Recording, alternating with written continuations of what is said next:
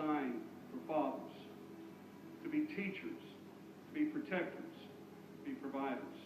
I read to you this resolution. It was written and signed by the four men standing behind me.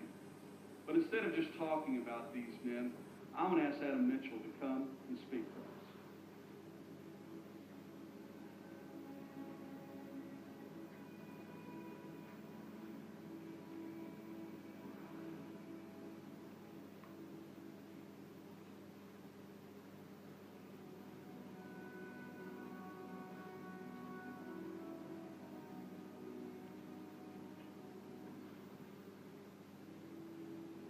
As a law enforcement officer, I've seen firsthand the deep hurt and devastation that fatherlessness brings in a child's life. Our prisons are full of men and women who have lived recklessly after being abandoned by their fathers, wounded by the men who should have loved them the most. Many of these children now follow the same pattern of irresponsibility that their fathers did. While so many mothers have sacrificed to help their children survive, they were never intended to carry the weight alone. We thank God for them. But research is proving that a child also desperately needs a dad. There's no way around this fact. As you know, earlier this year, my family endured the tragic loss of our 9-year-old daughter, Emily. Her death forced me to realize that not only had I not taken advantage of the priceless time I had with her, but that I did not truly understand how crucial my role was as a father to her and our son Dylan. Since her passing, I've asked God to show me through His Word how to be the father that I need to be. I now believe that God desires for every father to courageously step up and do whatever it takes to be involved in the lives of his children.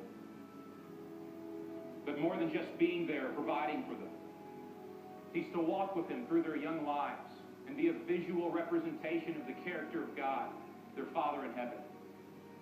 The father should love his children and seek to win their hearts. He should protect them, discipline them, and teach them about God. He should model how to walk with integrity and treat others with respect.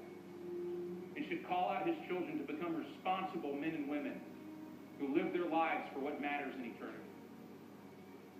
Some men will hear this and mock it or ignore it. But I tell you that as a father, you are accountable to God for the position of influence he has given you. You can't fall asleep at the wheel, only to wake up one day and realize that your job or your hobbies have no eternal value, but the souls of your children do. Some men will hear this and agree with it, but have no resolve to live it out. Instead, they will live for themselves and waste the opportunity to leave a godly legacy for the next generation.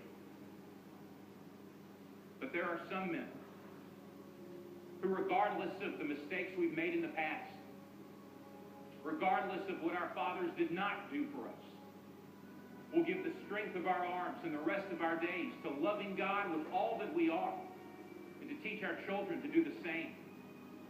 And whenever possible, to love and mentor others who have no father in their lives, but who desperately need help and direction. We are inviting any man whose heart is willing and courageous to join us in this resolution. In my home, the decision has already been made. You don't have to ask who will guide my family, because by God's grace, I will. You don't have to ask who will teach my son to follow Christ, because I will. Who will accept the responsibility of providing and protecting my family? I will.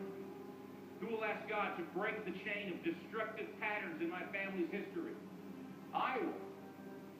Who will pray for and bless my children to boldly pursue whatever God calls them to do? I am their father. I will. I accept this responsibility, and it is my privilege to embrace it. I want the favor of God and his blessing on my home. Any good man does. So where are you, men of courage? Where are you, fathers who fear the Lord? It's time to rise up and answer the call to